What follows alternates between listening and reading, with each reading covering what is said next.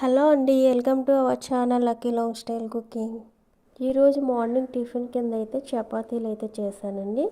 ఈ చపాతీలు అయితే ముసలివారు కూడా తినగలిగే అంత మెత్తగా అయితే ఉంటాయి, అంతే టేస్టీగా కూడా ఉంటాయి. ఇప్పుడు ఈ చపాతీలు నేనైతే ఎలా చేస్తానో ఈ వీడియోలో అయితే చూసేయండి. ముందుగా ప్రాసెస్లోకి అయితే వెళ్ళిపోదాం. ఒక మిక్సింగ్ బౌల్ అయితే తీసుకున్నాను. అందులో ఒక 2 కప్పులు గోధుమ పిండి అయితే వేస్తున్నాను. ఈ 2 కప్పుల గోధుమ పిండికి 12-13 చపాతీస్ అయితే వస్తాయి. టేస్ట్కి తగిన సాల్ట్ అయితే వేసుకోవాలి. 1 స్పూన్ ఆయిల్ అయితే పోసాను. ఇప్పుడు మిక్స్ అయ్యేలా కలపాలి. ఈ సాల్ట్ ఆయిల్ అయితే మిక్స్ అయ్యేలాగా ఒకసారి అయితే కలిపేసి కొద్దిగా వాటర్ పోసుకుంటూ కలపాలి. ఇప్పుడైతే ఒకేసారిగా వాటర్ అయితే పోయకోకుండా కొద్దిగా అయితే పోసుకుంటూ సాఫ్ట్గా పిండి అయితే కలపాలి. చూడండి, ఈ విధంగా అయితే కలుపుకోవాలి పిండిని చపాతీస్ చేసుకోవడానికి. ఇప్పుడు మూత అయితే పెట్టేసి పావు గంట సేపు అయితే అలా ఉంచేద్దాం. 15 నిమిషాల తర్వాత అయితే చూపిస్తున్నాను. ఇప్పుడైతే మరలా ఒకసారి అయితే బాగా కలపాలి పిండిని అయితే. ఇలా కలపడం వల్ల చపాతీస్ అనేవి మెత్తగా సాఫ్ట్గా అయితే వస్తాయి.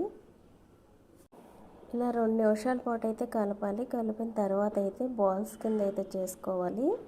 ఈ పిండి అంతటిని మనం చేసే చపాతీ సైజుని బట్టి అయితే ఇలా బాల్ కింద అయితే చేసుకోవాలి. పిండి అయితే తీసుకుని చేసేసుకోవాలి. ఇలా అయితే మొత్తం చేసేస్తున్నాను. నేను తీసుకున్న పిండి మొత్తం అయితే 12 చపాతీస్ దాకా అయితే వస్తాయి. ఇలా పిండి అంతటిని అయితే బాల్స్ కింద అయితే చేసేసాను. ఇప్పుడైతే ఫ్లోర్ మీద అయితే చేస్తున్నాను చపాతీలు అయితే. ఇలా పిండి అయితే వేసుకుని ఆయిల్ కానీ పిండి కానీ వేసుకోవాలి. అలాగే మనం చేసిన పిండి మొత్తం బాల్ని అయితే తీసుకుని పిండిలో అయితే డీప్ చేసుకుని గోధుమ పిండి కానీ మైదా పిండిలో కానీ ఆ బాల్ని అయితే డీప్ చేసుకుని ఇలా చపాతీ కర్రతో అయితే చేస్తున్నాను చపాతీస్ అయితే. చూడండి, ఇలా అయితే చేసేసుకోవడమే.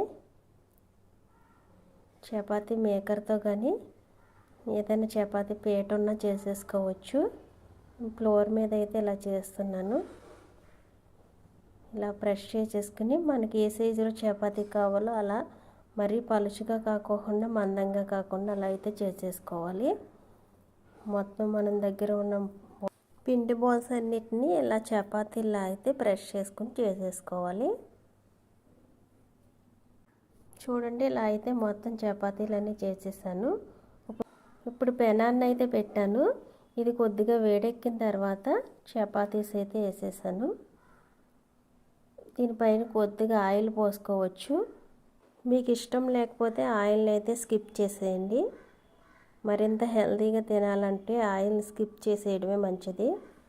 ఈ చపాతీని అయితే కొద్దిసేపు అయితే కాలిన తర్వాత రెండో వైపుకి అయితే టర్న్ చేసుకోవాలి.